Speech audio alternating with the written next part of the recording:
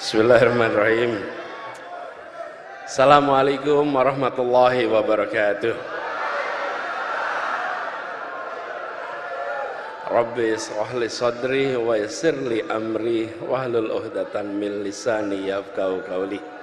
Allahumma shalli wa sallim wa barik ala sayyidina Muhammadin wa ala alihi wa ashabi ajmain. Amma ba'du.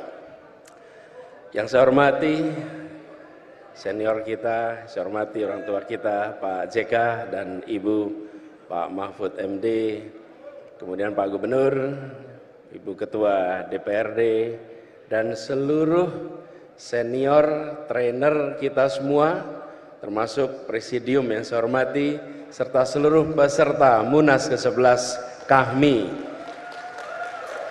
Alhamdulillah, ini suasananya seperti suasana Kongres HMI malam hari ini. Kanda, Yunda, dan seluruh peserta Munas yang saya hormati, meneruskan tadi yang disampaikan oleh Pak JK, Ketua Majelis Etik, ketika berbicara tentang HMI, KAHMI, lintas generasi, memang ada sebuah ikatan persaudaraan yang luar biasa kuat. Dan ini dibangun oleh semangat ketika masih mahasiswa, bekerja memikirkan bukan saja tentang dirinya, bukan saja tentang masa depannya, tapi tentang bangsanya, tentang negerinya, dan tentang umatnya. Jadi tadi sampaikan Pak JK, dan benar Pak JK, kita semua mengalami, apalagi yang di Jakarta, panggilan Kanda itu di mana-mana. Sering sekali Kanda, dan kita mengalami Pak JK, saya juga sering ngalamin. Adik-adik kita sering datang ke Jakarta, kalau saya karena dari Jogja, banyak dari Jogja datang, mampir. Dan kalau sudah mampir, ngobrol agak panjang, saya ingat biasanya beberapa kali, dan sering ada pengalaman unik. Gimana? Misalnya gini, alhamdulillah Kanda, sekarang saya sudah lulus Kanda, sudah ke Jakarta. Oh, alhamdulillah, syukurlah sudah selesai. Sekarang apa kegiatannya? Alhamdulillah, usaha Bang. Syukurlah sudah bisa usaha. Memang kita perlu banyak pengusaha. Bidangnya apa? Ya usahakanlah Bang. Jadi usahanya tolong diusahakanlah Bang. Jadi wah ini repot ini. Jadi keterampilan negosiasi, persuasi di HMI itu luar biasa manfaatnya ke depan. Luar biasa. Dan apalagi kalau ada keterampilan mengelola forum, luar biasa. Karena kita semua tumbuh besar di dalam sebuah tradisi intelektual, tukar pikiran, dan itu bagian dari pengalaman kita. Karena itu saya ingin meneruskan apa yang tadi disampaikan, karena ini sejalan dengan tadi yang coba dipikirkan tentang bagaimana kita ke depan. Menurut saya salah satu hal penting di KAHMI adalah bagaimana peran kecendekiawanan KAHMI kembali ditingkatkan. Ini adalah sebuah tanggung jawab yang tidak kecil. Bagaimana kita semua merasakan keterdidikan yang luar biasa, apalagi generasi awal seperti tadi disampaikan Pak Yusuf Kalla, masuk HMI tahun 60, itu adalah generasi awal yang mendapatkan pendidikan dari kalangan santri, kalangan latar belakang keluarga muslim yang pada waktu itu masih minim karena SMA masih terbatas. Negeri ini membangun SMA tahun 50-an, tahun 60-an mulai perguruan tinggi, terjadi ledakan jumlah mahasiswa. Dan itulah generasi awal. Sebagian dari kita adalah generasi kedua. Saya generasi kedua. Orang tua saya yang dulu aktif mulai dengan HMI. Banyak sekarang sudah mulai muncul generasi ketiga. Dan ini adalah sebuah organisasi yang sudah atau yang berisikan orang-orang yang sudah menikmati pendidikan tinggi sebagai eskalator sosial ekonomi. Mereka yang masuk pendidikan tinggi terbawa di dalam proses eskalator sosial ekonomi, naik secara sosial ekonomi, naik secara peran, dan kemudian memiliki peran yang besar di Republik ini. Hari ini kalau kita melihat KAHMI seperti sekarang berkumpul, ada yang di pemerintahan, ada yang dunia usaha, ada yang di kampus, di semua sektor. Dan barangkali tidak ada organisasi alumni, gerakan mahasiswa yang memiliki jumlah doktor sebanyak kami, yang memiliki jumlah profesor sebanyak kami, yang memiliki pengusaha sebanyak kami, yang juga memiliki birokrat sebanyak kami, termasuk menteri sebanyak kami. Nah, tinggal itu satu lagi nanti. Wapres sudah, tinggal berikutnya nanti ya. Gitu. Nah, tapi artinya ini berkumpul mereka-mereka kita semua yang sudah merasakan manfaat pendidikan tinggi, manfaat ilmu pengetahuan. Karena itu ke depan negara akan maju, bangsa akan maju kalau kita tengok dari berbagai tempat. Minimal 3 hal menjadi pegangan, dan ini bekal dari kita di KAHMI ini. 1, menempatkan ilmu pengetahuan sebagai radar, sebagai kompas di dalam merencanakan, di dalam melaksanakan, dan di dalam menerjemahkan rencana-rencana untuk memajukan bangsa menggunakan ilmu pengetahuan. Pengalaman pandemi kemarin benar-benar sebuah kiriman pesan bagi semua pemimpin politik di seluruh dunia, bagaimana dihadapkan pada situasi ketika tidak ada kompas apapun kecuali mengandalkan ilmu pengetahuan. Pemimpin politik yang tidak mengandalkan ilmu pengetahuan, dia akan terjerembab dalam pengurusan COVID kemarin. Pemimpin politik yang tidak mau menghormati ilmu pengetahuan akan keliru di dalam mengambil langkahnya. Dan itu terbukti di berbagai tempat di seluruh dunia, termasuk di Indonesia. Kami di Jakarta termasuk yang dari awal bilang, kita harus gunakan ilmu pengetahuan, kita harus dengarkan para ahli epidemiologi, dan kita harus transparan dalam semua urusannya. Jangan ada yang tutup-tutupi. Karena pengalaman pandemi kemarin memberikan pesan kepada semua yang berada di kepemimpinan. Percaya pada ilmu pengetahuan, percaya pada ilmuwan, dan yang kedua, bangun trust, kepercayaan. Dan ini mutlak diperlukan untuk perjalanan ke depan. Sebuah masyarakat dengan tingkat kepercayaan yang tinggi, otomatis transaction cost akan langsung turun. Biaya yang termuncul akibat aktivitas interaksi antar masyarakat langsung turun ketika trust itu tinggi. Dan trust nomor 1 adalah trust pada pemerintah, pada yang membawa arah kepemimpinan. Karena itu ke depan poin nomor 1 ilmu pengetahuan, dan di sini KAHMI berkumpul pribadi-pribadi yang memiliki bekal ilmu pengetahuan. Apalagi bila diteruskan ilmu pengetahuan yang diwujudkan dalam inovasi, pemanfaatan ilmu untuk terobosan-terobosan yang memberikan manfaat bagi masyarakat. Dan inovasi ini tidak terbatas kepada bidang yang terkait teknologi saja, tapi inovasi yang terkait dengan sosiologi, inovasi yang terkait dengan pemerintahan, inovasi yang terkait dengan public policy. Ruang inovasi itu dibuka besar, dan di situ negara akan mengalami kemajuan. Poin nomor 1 adalah bagaimana ilmu pengetahuan itu digunakan.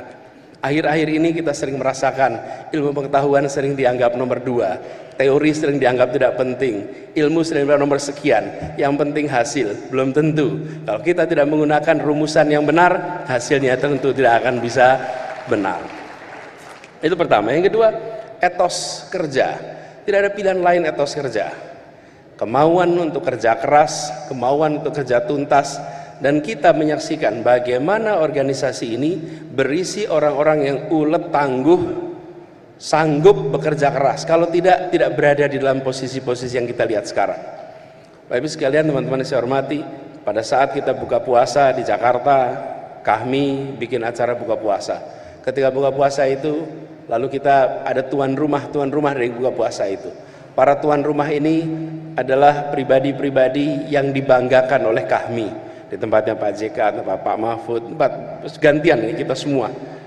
Mereka ini berada di dalam pusat-pusatnya Jakarta. Kenapa? Karena mereka pribadi-pribadi memiliki etos kerja yang luar biasa, kemauan kerja keras yang amat tinggi, dan organisasi ini mendidik itu semua.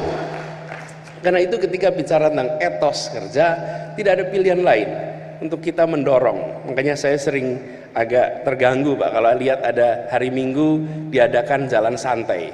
Bangsa ini sedang perlu ngoyo, bukan perlu santai. Harusnya jalan, bukan jalan santai, tapi jalan ngoyo, jalan kerja keras, etos kerja. Dan kemarin Piala Dunia juga menunjukkan bagaimana Jepang dengan etosnya, bagaimana Saudi dengan etosnya, itu sanggup untuk bisa bangkit. Etos kerja yang luar biasa. Dan yang ketiga, kita bicara tentang etika. Bagaimana etika publik ini dijaga, kepatutan publik ini dijaga.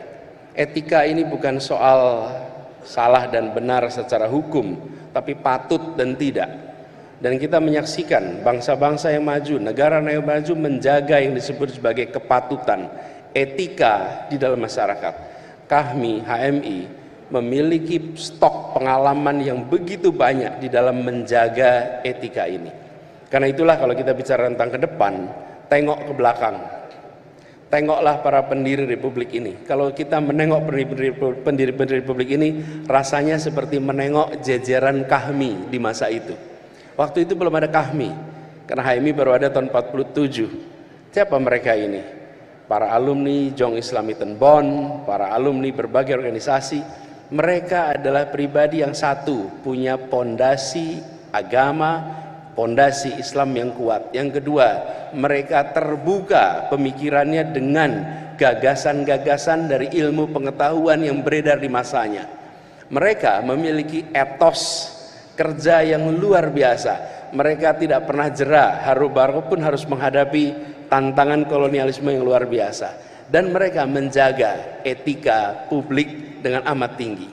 Founding fathers kita mendirikan republik ini dengan membawa ilmu, membawa etos kerja, dan membawa etika publik yang kemudian mereka wujudkan dalam bentuk pendirian republik ini. Muncul dokumen yang disebut sebagai pembukaan Undang-Undang Dasar 45, disebut sebagai Piagam Jakarta. Siapapun yang membaca dokumen itu pasti mereka akan bilang di sini ada intisari sebuah pergolakan perlawanan, sebuah gagasan menghadirkan keadilan yang diwujudkan dalam sebuah rangkaian ide yang sangat lengkap.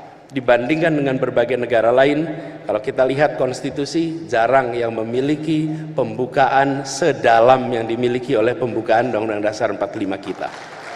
Nah, ini semua memberikan kepada kita pelajaran hikmah ke depan. Saya rasa di Kahmi kita punya PR yang cukup besar di sini. Kedepannya siapapun yang nanti bertugas di Republik ini perlu secara serius menempatkan 3 hal tadi menjadi bahan untuk perjalanan ke depan. Dan tujuannya apa? Tujuannya seperti tadi disampaikan oleh Pak Mahfud. Republik ini didirikan untuk menghadirkan keadilan sosial bagi seluruh rakyat Indonesia. Keadilan itulah yang menjadi tujuan utamanya. Tanpa ada keadilan, maka semua urusan lewat. Tidak ada persatuan dalam ketimpangan. Persatuan akan muncul bila ada rasa keadilan. Tidak akan ada perasaan kebersamaan, kedamaian jika tidak ada rasa keadilan. Dan kedamaian itu tidak ditandai dengan tiadanya kekerasan. Kedamaian itu tidak ditandai dengan tiadanya konflik. Kedamaian itu ditandai dengan hadirnya rasa keadilan. Itulah yang akan bisa menghadirkan rasa kedamaian yang hakiki. Jadi ketika kita berbicara tentang Sulawesi Tengah yang tenang dan damai, maka menjaga Sulawesi Tengah untuk tenang dan damai, menjaga Indonesia tenang dan damai, bukan dengan menghadirkan aparat keamanan yang membuat semuanya merasa khawatir untuk bergerak, tapi dengan menghadirkan rasa keadilan sosial bagi semuanya. Disitulah kemudian pegangan kita. Dan untuk menghadirkan rasa keadilan sosial harus ada inovasi, harus ada terobosan. Dan terobosan itu tidak selalu berbentuk teknologi inovasi itu. Kalau boleh saya cerita sedikit yang kami alami di Jakarta. Di Jakarta ini, terus sekalian, kita punya kasus banyak sekali soal tanah, Pak. Ada rakyat kecil yang tinggal di tanah-tanah yang statusnya milik BUMN. BUMN banyak sekali di Jakarta, ratusan kampung. berada di tanah-tanah BUMN. Apa yang terjadi dengan mereka? Mereka tinggal tanah BUMN, lalu otomatis tidak punya status soal tanahnya, stay sengketa statusnya. Di sisi lain, mereka tidak punya IMB, karena tidak punya IMB tidak bisa masuk listrik, tidak bisa masuk air, tidak masuk izin usaha dan lain-lain. Kita dalam situasi menyaksikan ini ada sesuatu yang salah. Apakah BUMN tanahnya di situ beli dari rakyat? Tidak. BUMN ini tanahnya dapat dari perusahaan milik Belanda yang dinasionalisasi. Perusahaan milik Belanda dapat tanah dari mana? Ya mereka datang digarisin saja tanah itu, dijadikan ini sebagai milik perusahaan Belanda. Tapi pencatatannya dipindahkan menjadi pencatatan aset milik BUMN. Kami di Pemprov dalam situasi begini, ini didiamkan tidak akan pernah selesai. Lalu kita bicara inovasi. Inovasi bukan dalam inovasi teknologi, tapi inovasi policy. Apa yang dilakukan? Kita buatkan yang namanya IMB kolektif. 1 RT, 1 IMB. Belum pernah ada di Indonesia itu. 1 RT, 1 RW, 1 IMB. Nggak ada. Tapi dengan 1 IMB itu, kita katakan bahwa urusan status tanah biarlah diselesaikan di pengadilan. Tapi jangan sampai mereka yang kecil tidak punya IMB sehingga tidak punya listrik, tidak punya air minum, tidak punya akses untuk kredit, tidak punya akses kepada perbankan izin usaha, tidak bisa. Begitu dapat IMB, langsung mereka dapat semua kesempatan yang setara dengan yang lain. Kenapa inovasi itu dilakukan? Karena kita melihat di kota itu yang besar tambah besar, tapi yang kecil berdekade-dekade tetap kecil. Tugas negara hadir untuk memberikan terobosan agar yang kecil tumbuh menjadi besar, dan yang besar tetap bisa besar. Jadi saya ingin sampaikan bahwa inovasi itu banyak ruangnya, dan ketika keadilan sosial itu ada di dalam benak kita dan dalam setiap urusan kita tempelkan apakah keadilan sosial muncul di dalam urusan ini, apakah keadilan sosial muncul dalam urusan ini. Kami khawatir bila itu tidak dikerjakan, maka keadilan sosial itu aja menjadi teks yang dibaca berulang-ulang setiap upacara, tapi tidak diwujudkan dalam keseharian pengambilan keputusan. Nah, inilah sebabnya kita ikhtiarkan sama-sama. Jadi kami berharap mudah-mudahan di KAHMI ini ada keseriusan kita untuk meningkatkan peran kecendekiawanannya, menunjukkan etos kerjanya yang tinggi dan etika publik yang tinggi. Dan ketika sampai pada etika publik, ini adalah sebuah munas. Di munas ini berkumpul semua unsur. Saya rasa hanya ada HMI, yang di seluruh partai ada HMI-nya, di seluruh bidang ada HMI-nya. Dan ketika berkumpul, latar belakangnya boleh beda-beda, dan latar belakang tidak bisa dipersatukan, tapi semua berkumpul untuk kemajuan KAHMI, untuk kontribusi KAHMI bagi Indonesia dan bagi umat Islam. Karena itu insya Allah nanti ini akan menjadi contoh bagaimana sebuah munas dengan bercirikan akhlak yang mulia, bagaimana perbedaan pandangan dibicarakan dengan kematangan, bagaimana tukar pikiran itu terjadi, dan bagaimana lawan debat adalah teman berpikir. Bagaimana kita menunjukkan KAHMI bisa jadi contoh di antara munas-munas lain yang akhir-akhir ini muncul dengan kekerasan. Dan kita bisa tunjukkan bahwa kedepannya HMI bisa bersatu. Insya Allah dengan KAHMI bersatu, kita akan bisa bawa agenda-agenda besar untuk Republik ini. Kita bisa sama-sama makin solid untuk memajukan Republik ini. Dan bila KAHMI sudah berbaris, bila soft KAHMI sudah rapi, rasanya semua urusan akan bisa diselesaikan dengan baik kalau KAHMI. Dan semoga dengan munas ini nanti tuntas, kepemimpinan baru mencerminkan variasi yang lengkap yang ada di KAHMI, variasi yang komplit, karena KAHMI memiliki begitu banyak unsur perannya. Dan harapannya seperti tadi disampaikan, insya Allah momentum perubahan yang mungkin akan kita saksikan sama-sama, di situ KAHMI bisa memberikan kontribusi untuk semuanya. Itu saja dari saya, kurang lebih mohon dimaafkan. Terima kasih. Assalamualaikum warahmatullahi wabarakatuh.